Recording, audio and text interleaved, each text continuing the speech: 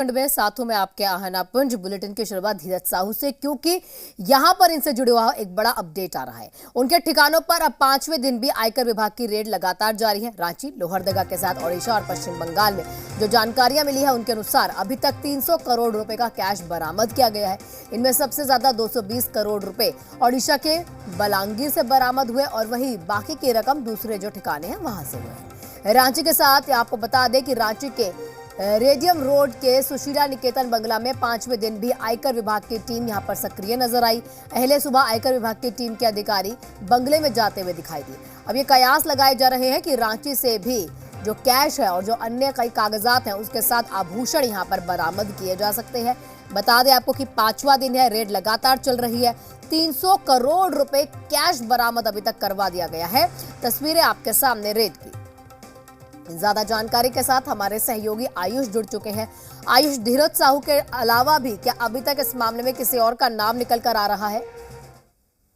बिल्कुल, देखिए आना बताना चाहेंगे कि अगर पूरे इस छापेमारी के केंद्र में अगर कोई रहा है तो कांग्रेस से जो राज्यसभा सांसद हैं धीरज साहू, उन्हीं का नाम आ रहा है। हालांकि ये जो कंपनी है ये उनके कई परिवार के कई सदस्यों से जो है वो जुड़ा हुआ है। और आपको बता दूं कि ये बलदेव साहू एंड जो है कंपनी के नाम से ये पूरा कहीं न कहीं जो सिंडिकेट था जिसपे छापेमारी चल रही है, आयकर की चोरी की बात कही गई थी, लेकिन जिस तरह से कैश बरामदगी हुई है उसके बाद कह सकते हैं कि पूरे न सिर्फ राज्य में पर पूरे देश में जो है इतनी बड़ी नगद देख के आयुष, कोई अपडेट अभी तक ये मिल पाया कि इतना भारी मात्रा में कैश? क्योंकि जिस तरह से बाकी लोग कह रहे हैं, मतलब जो अन्य राजनीति है यहाँ पर, क्योंकि होने लगी है, अन्य राजनेता जो यहाँ पर कह रहे हैं कि ये जो कैश है ये एक शख्स का नहीं हो सकता, इसमें कई और नाम होने की भी संभावना है। तो कई और नाम होने की संभावना है, कहीं पर धीरज साहू के पास से कोई स्टेटमेंट आया हो?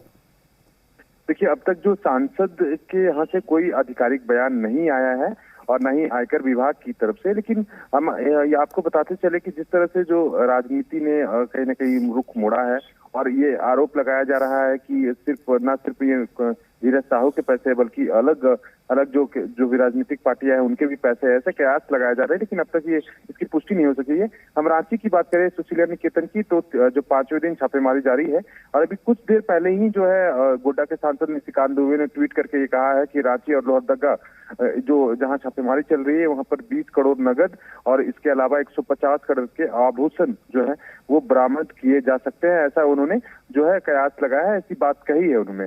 तो चूंकि अभी छापेमारी चल रही है, हम जब सुबह पहुंचे थे सुशीला निकेतन रेडियम रोड, तो जो अधिकारी है वो छापेमारी करने के लिए प्रवेश कर रहे थे। क्योंकि ये लगातार 5वें दिन चल रहा है तो हमें थोड़ा इंतजार करना होगा, देखना होगा कि आयुष, एक जल्दी से छोटा सा अपडेट आपसे जानना चाहेंगे कि अब कहां जा जो है छापेमारी चल रही है रांची के अलावा, या फिर खत्म हो गई है? देखिए, लोहरदगा में जो उनका पैतृक आवास है वहाँ छापेमारी पूरी की जा चुकी है। हाँ। हम उड़ीसा की बात करें तो 5 ठिकानों में से 3 ठिकानों में छापेमारी पूरी की जा चुकी है, वहाँ 2 ठिकानों पे चल रही है।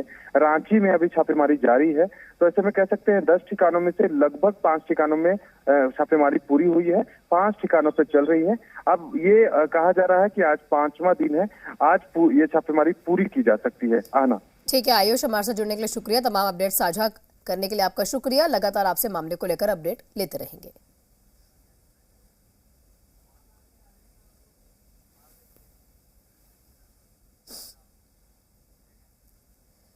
झारखंड में भ्रष्टाचार की कहानी कोई नई नहीं है।